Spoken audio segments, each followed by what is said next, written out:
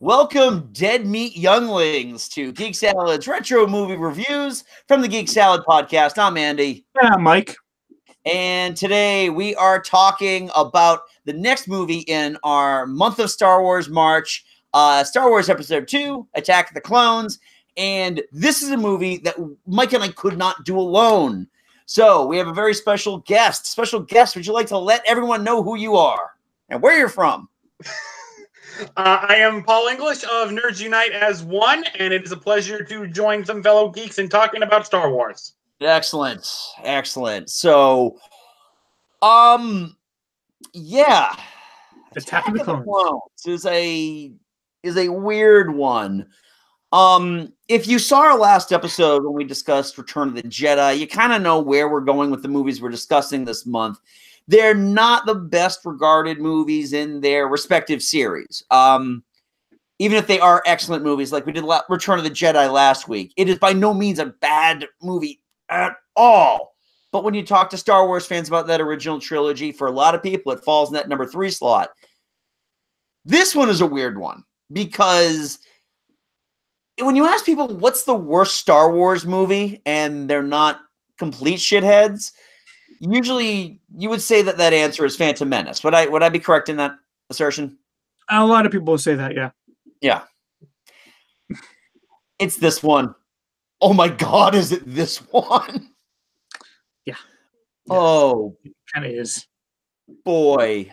Now, Paul, you had mentioned you've got a kind of complicated relationship with this movie. Do you care to alliterate that? Okay, well, I was 12 years old when this movie came out. I saw it in theaters. I am just a huge Star Wars maniac, so I was just thrilled to get new Star Wars. So I loved it. Of course I did. A few years passed, more movies came out. I started to get a little older. I realized, you know what? This movie's shit. I do not like this movie one bit.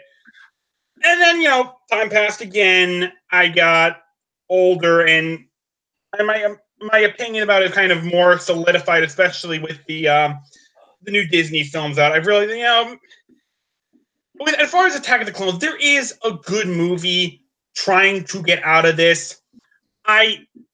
It's not a good movie overall, but there's a lot to like about it. The plot involving Obi-Wan trying to find out Padme's killer, fantastic. The music is still glorious. The action sequences are tremendous. Hell, every time I see Yoda bring out his lightsaber and start wailing on Dooku, the little kid inside me just goes, So, is it a good movie? No, but there's a lot to like about it, which is more than I can say for other Star Wars movies. Okay. I remember the first time I saw Yoda grab the lightsaber and ignite it for the first time. My wife said she's never, and God, we were only together for like 2 years at that point. She said she's never seen me as giddy as when Yoda grabs that lightsaber, ignites it, and then just starts going all ham on Count Dooku. It's one of those scenes that when you rewatch it, there's a lot of little bits and pieces that you miss. Watching it the first time, there's a lot of really interesting stuff they did with the CG, having Yoda be able to jump around but make it look realistic, in the guise of him having to put his hand down to balance himself and all that. And there's some really neat stuff going on there. I mean, that is the biggest takeaway from this movie I have in terms of a positive sense. Yes. How about you, Mike? Same thing. I mean, we'd seen Yoda for 3 movies at that point. And this was the first time we've seen him really we've seen the Jedi Master that we knew him to be. Right. This was a Jedi Master you don't F with. He can mess you up bad. Yeah, and even the look on his face too. I know, Mike, you brought this up before, where he's just that look of "Don't fuck with me, Dooku" on his face is just it's fantastic. I like that a lot. What I like about this movie, if there's a positive that someone as cynical as I would talk about this movie is not so much the movie itself, but the byproduct that came out of it. This movie begat a wonderful series of animated TV shows between the original 2D animated Clone Wars shorts and then the long-term Clone Wars story, which just did wonders to fill in the blanks between the two movies.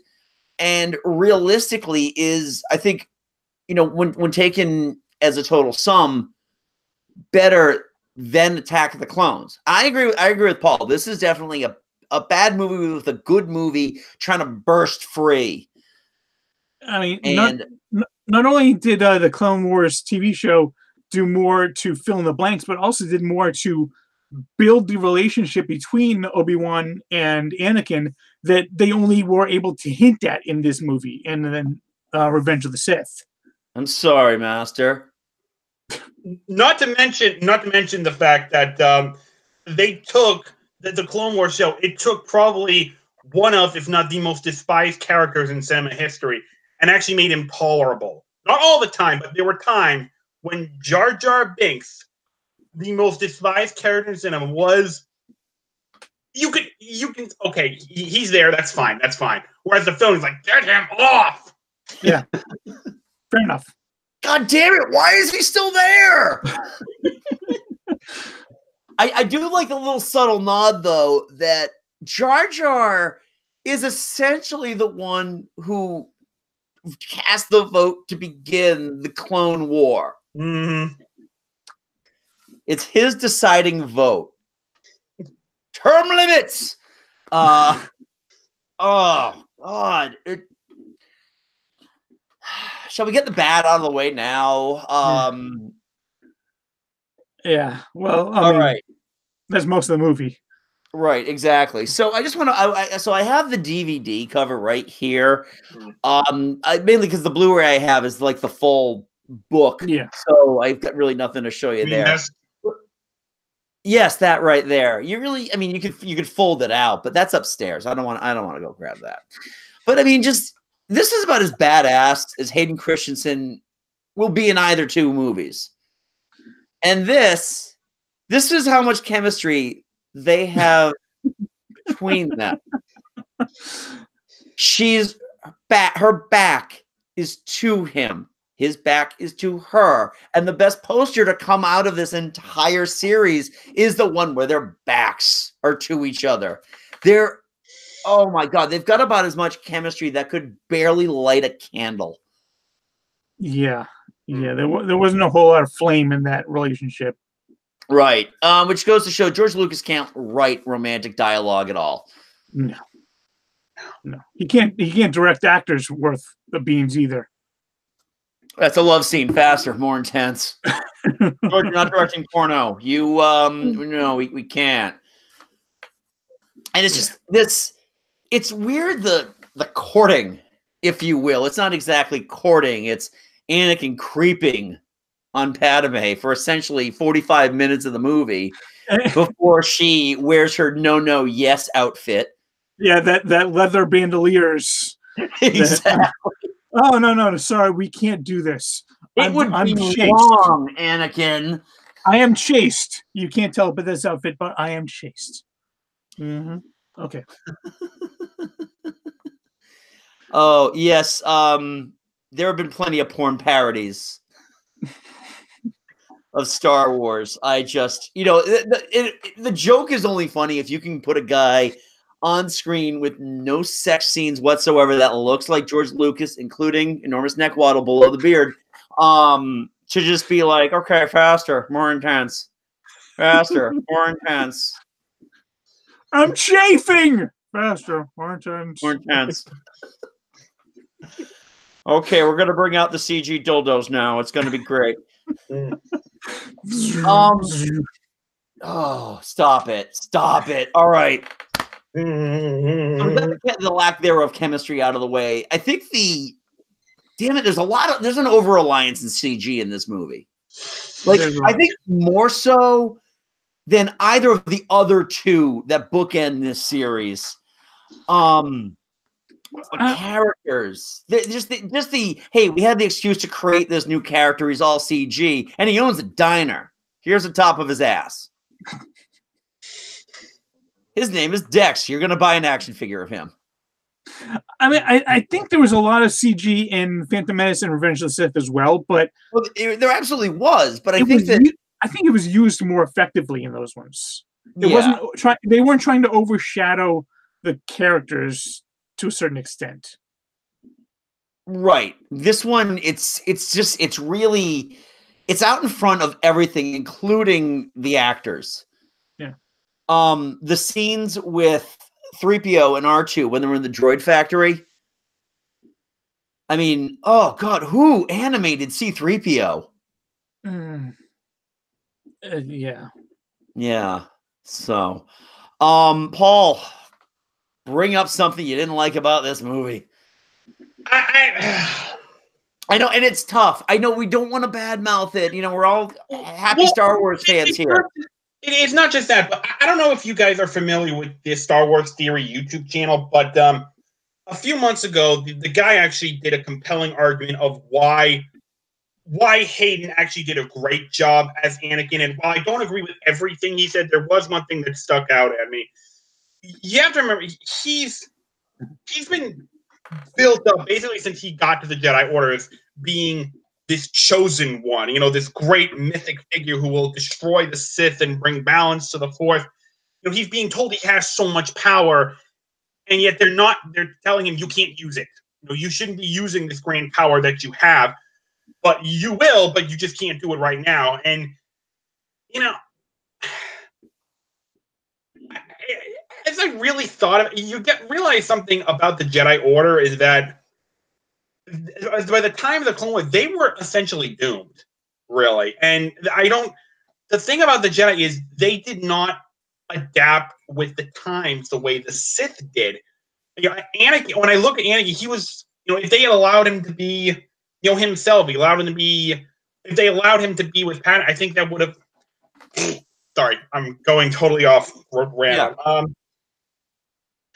I don't think the Jedi, well, the galaxy itself changed a lot since the last Sith War. The Jedi really didn't, and I think that was their problem. They just did not adapt, and the fact that they were so reclusive, they kept to themselves, and although they didn't share anything, people eventually grew to distrust them. And you know, I think they had a chance with Anakin to like maybe turn over a new leaf, maybe change a few things up, and they just didn't do it. And they're basically telling Anakin, who they brought in late, to basically act like a machine. You know, no emotion. You know, your duty is to the Jedi and nothing else. And hey, listen, this chick here, I kind of had a public crush on her since I'm 9 years old. She's kind of cute. You know, I want to be with her. No, you guys suck.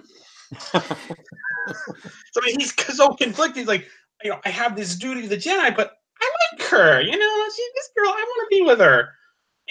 And that's the thing. He's 19 when this movie started. He's trying to figure out who he is. And so, I mean, I don't know if that made any sense, but I mean, no, absolutely, it made a lot of sense. Yeah, I can totally understand that, and I think that's kind of the crux of, you know, what Luke talks about in The Last Jedi, about the Jedi being unwilling to move and bend, and essentially their hubris is what blinded them to the oncoming threat. And that does force itself onto Anakin. Now, I don't know if performance-wise that was an intentional thing, or if that was just, you know, this is what we kind of like lean into because we can interpret it like this.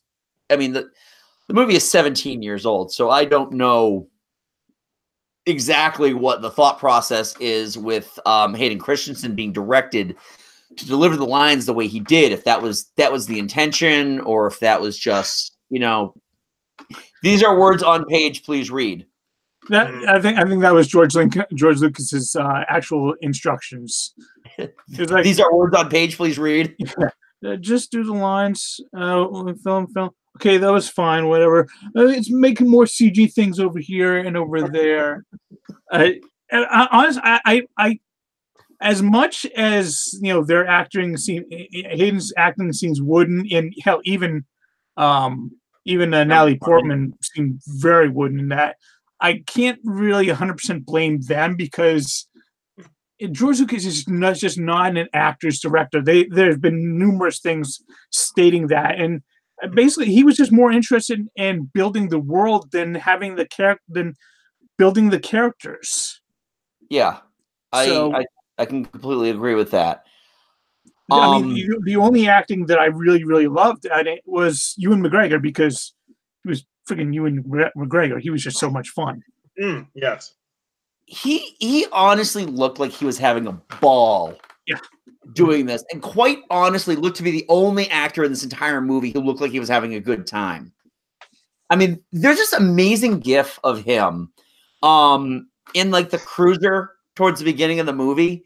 You know, it's just blue screen behind him, and it's just him. He's got a big smile on his face, and he's just staring around Coruscant, and it's just like that. That gift brings me so much joy because it's just like this is his boyhood dream. He gets to do it, and he gets to essentially inhabit the role that was originated by one of the greatest greatest actors in history. Yeah, and honestly, he looked like he was channeling Alec Guinness. Thank you.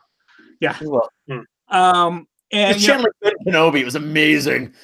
I mean, even like at the end when they're trapped in the arena, and he's like looking over and seeing Padme. He's like, it looks like she's doing just fine on her own. He's just playing around with the dialogue. He's just having fun, whereas all the others are just kind of like they're kind of fixed into their role. They don't know how to like kind of play around with it yet. I don't know. I would say that Christopher Lee had a little fun time doing. He seemed to like enjoy. He didn't look like he was enjoying, but you could tell he was kind of chewing a little scenery at times, especially when that's when he's at his best, though. That is honestly when he's at his best. I think it was nice to see him kind of get this final career, resurgence between this and the Lord of the Rings movies. I think the benefit that Christopher Lee has is that he was probably the one actor on set that was willing and able to tell George Lucas, no, I'm doing it my way. Because you're not going to tell a veteran actor with way more experience under his belt than even George Lucas has been alive for. Right. And you're not going to tell him, can you do it this way? No. Okay. No, I'm not doing it that way. Yeah, but I also think at the same time that and we were going by how George, is how he's saying he's not really an actor's director. That may be the case, but he does know how to explain the world that he built to the character. And there's a great bit behind the scenes moment that I read a while back when Chris Lee was trying to figure out what the character he was playing.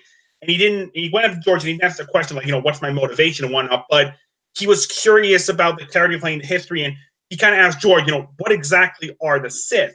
So George basically stopped filming for an entire hour and gave Lee the entire history of the Sith Order from, the beginnings to the first Sith War to Dooku leaving the Jedi, becoming one of the Lost 20. So, I mean, say what you want about George's, directing and writing, but right. He knows this world. It's not that he just thought everything. It's more than just he thought it all up. He also figured, okay, this is how it works. Yeah. Right.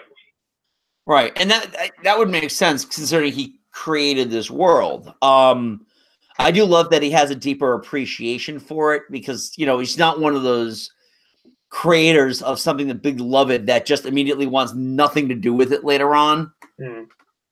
This isn't his "and I ran so far away." You're right about Christopher Lee having a good time. I think there are certain scenes with Samuel Jackson because he finally gets to use that damn purple lightsaber with "bad motherfucker" written on the hilt.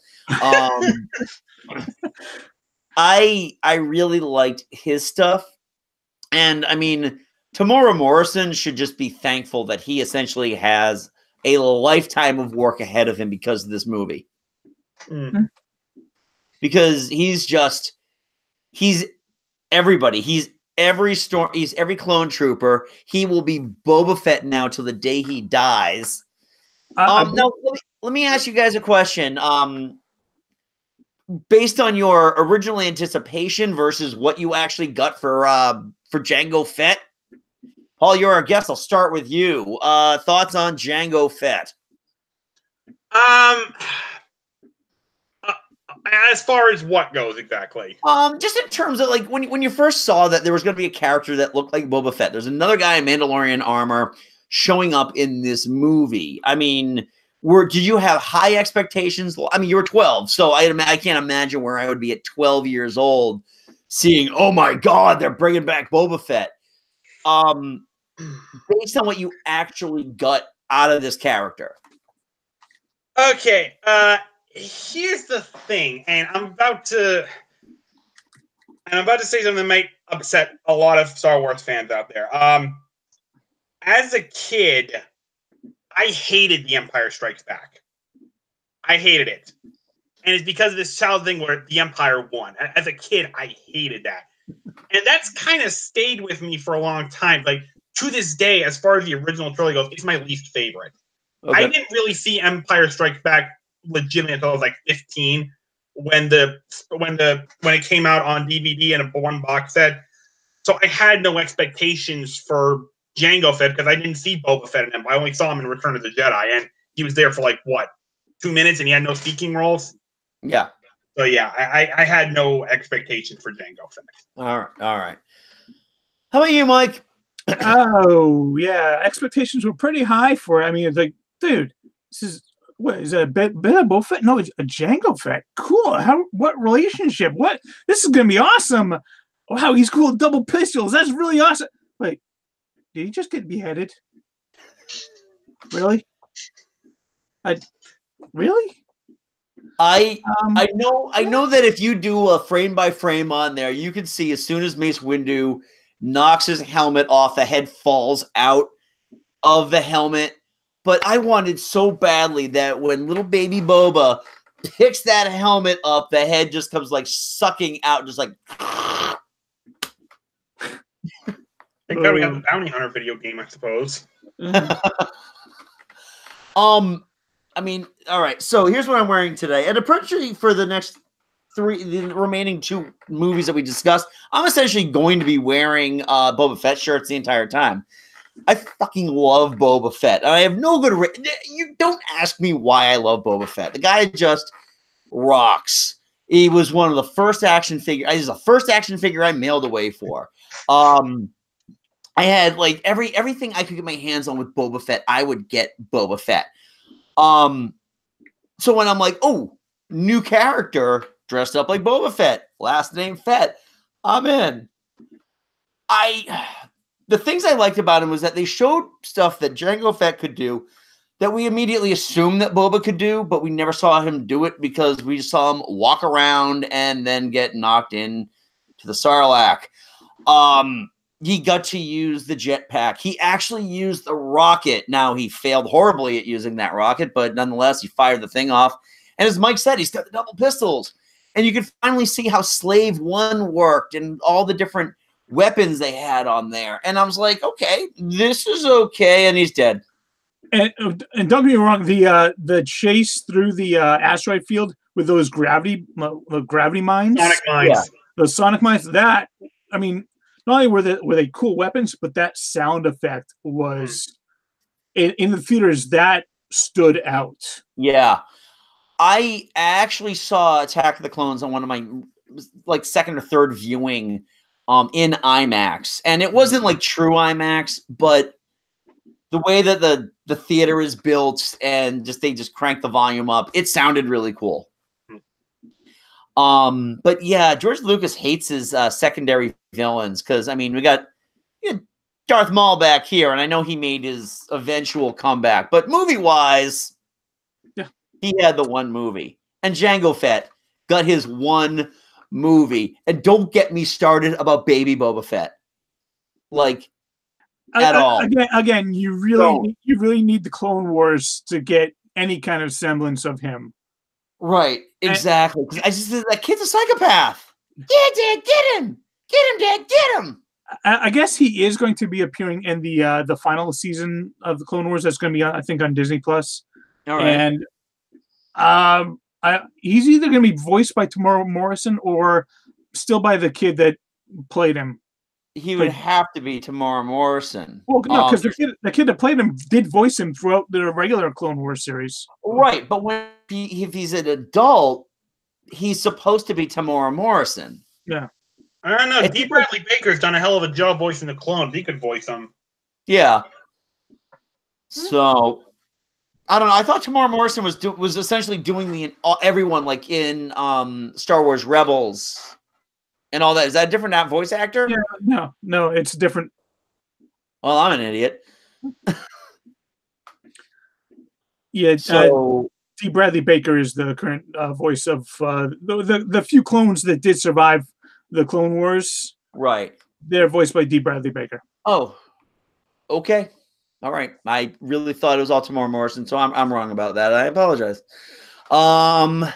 Yeah. I mean, what else is there to talk about besides? Oh, I don't know. The Q-tip aliens running the clone thing. The horrible effect of Anakin making the apple float and then slicing it, and an exact slice. It's like, no, that doesn't work that way. The thing is, it doesn't even like tilt at all. It doesn't move. It's not like, it's floating in water, and when you hit something, it just kind of like loses its keel a little bit. It's like there, and then suddenly, boom, it's in two pieces. I also honestly wanted that arena scene with all of those Jedis and all those lightsabers. I just wanted that to be cooler. And it's like, you see all these lightsabers moving around, and they're destroying battle droids, which is fantastic, except for like any Jedi who was face down dead, because I just wanted to point him and go, ha ha, you got killed by a battle droid. Oh God, they just those battle droids never got better. No, they did. It's just you had to watch the Clone Wars to see them get better. At least as far as personality goes. Right, exactly. And that's the thing too. Why would you put personality in these mindless drones? I just got promoted. Which weird. Why did you laugh? All right. This has been bugging me for 14 years now, and I'm going to bring it up now because we're not talking about Revenge of the Sith. Why did the voices change? The battle droids got different voices, and like the super battle droids, the ones with like the gun on the arm, they ended up getting the battle droid voices. And it's driven me nuts. I couldn't answer that for you. I don't remember that. Okay. I just remember that entire first act of that movie being insanely awkward. It's out of the prequel trilogy. It's obviously the best one, but that first act is so awkward in stages. Wait, how did this happen? We're better than this. Are you though? Are you? Again, not really getting into Revenge of the Sith too much, but it kind of bugged me the fact that, again, George Lucas hating his secondary villains. General Grievous was so freaking badass looking, and he was killed by a blaster bolt. Yes. And the dude had 4 lightsabers. I'm twinning in the middle, and beep, oh, I'm dead. Yep. Really? I know. Unfortunately, it's Legends, but if you watch the final episode of the Genndy Tartakovsky Clone Wars series, there's a scene where like Grievous is jumping up, and Mace actually uses the Force Crush technique, which is actually a Sith move, but he's able to do it, and he crushed Grievous's his chest. So I think that might have had something to do with that. So I know it's late, but that might be why Grievous was so underpowered in Revenge of the Sith, because he just got his lungs crushed by Mace Windu. Right. That's the entire explanation they gave for why he had the wheezing cough. Mm. I'm literally 99% robot, yet I need my inhaler. And that's why actually, I remember seeing that I am so cool with this right now. I'm so cool with this explanation. When I go back and watch Revenge of the Sith, I'll be like, yeah, That's what happened. Yep. I'm totally cool with that. Yeah, this one though. I mean, I will say I actually like a lot of, Paul had brought up John Williams music. I'm not totally adverse to the love theme. Yeah. Because it's honestly kind of the first one. I mean, I don't obviously just due to the creeps aspect of it, I won't say that Luke and Leia is a great love theme. But this is really the music in this is fantastic. Which, I mean, it's John Williams. I mean, it can't not be good, right? I've yet to hear a John Williams score I don't like. Yeah. Right. I think if I was gonna counter that, I would just say there's probably one out there I won't like, but the ones that I've heard and listened to regularly, I enjoy. They're almost all from movies I really enjoy. It's just John Williams makes my movies. So I don't know. Is there anything else that we need to cover about Attack of the Clones? I mean, it's the first Star Wars movie not to finish number one the year it was released.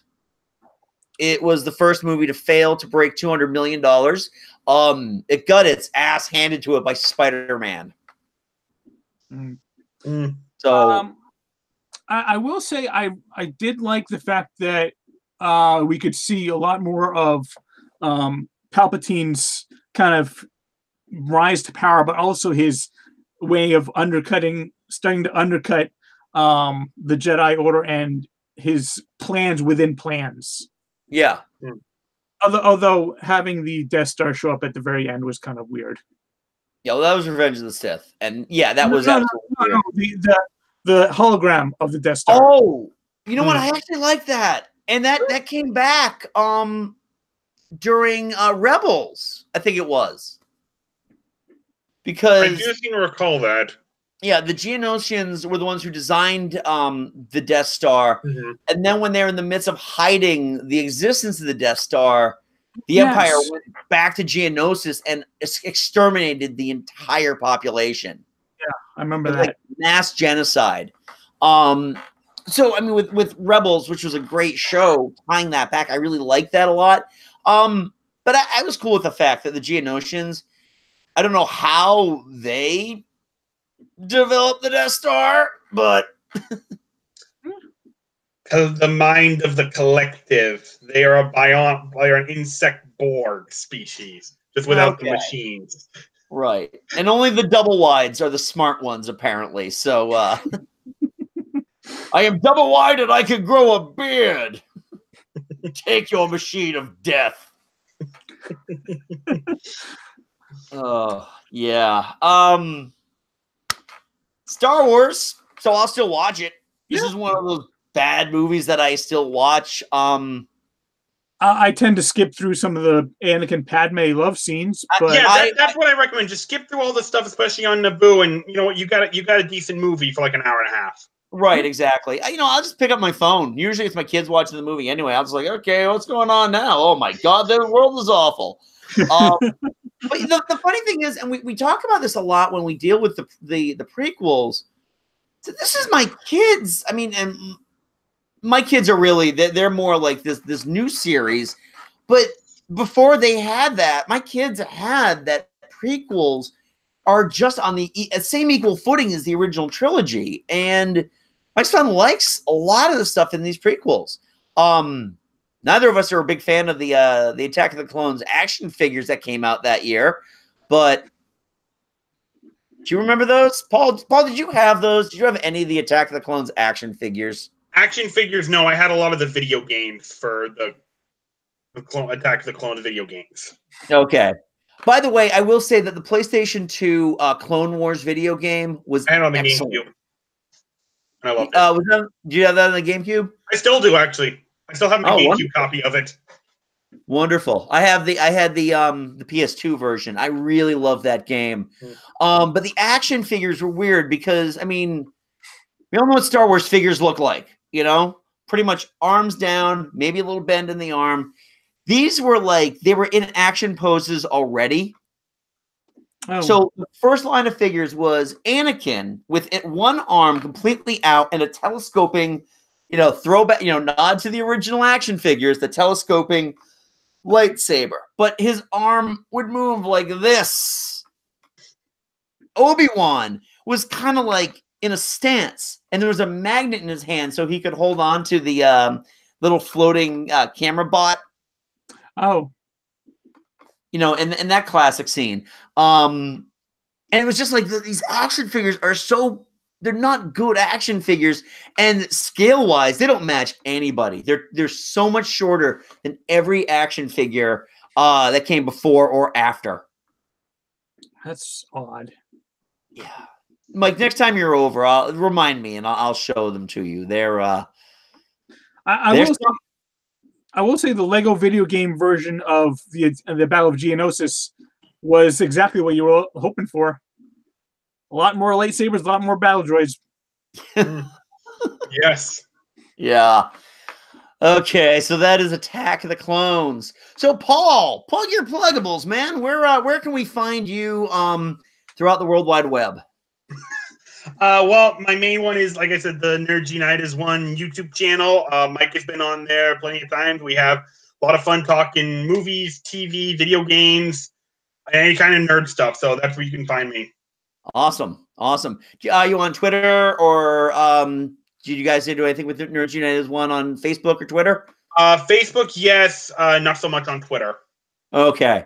But you guys are on YouTube, and I'll make sure that I link your channel to our to this video. So if you want to hear more from Paul and his buds, you can check them out there.